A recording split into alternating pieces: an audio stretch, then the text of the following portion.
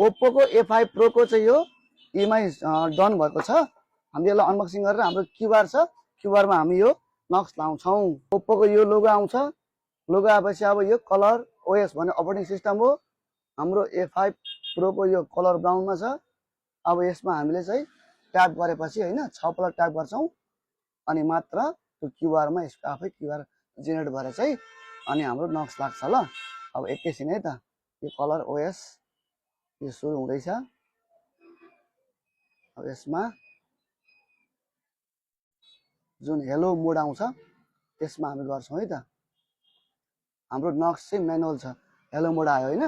अब हामी यहाँ छेउमा 1 2 3 4 5 6 1 2 3 4 5 6 छिटो भयो क्या हो? आयो हेर्नु त क्युआर आयो हैन। ल अब हाम्रो यो सुरु भयो। ल यसरी नै हजुर लिन चाहनुहुन्छ भने सरल किस्ताबन्दी मात्र एसियन मोबाइलमा Redmi, Realme, Oppo, Vivo, Samsung. Thank you.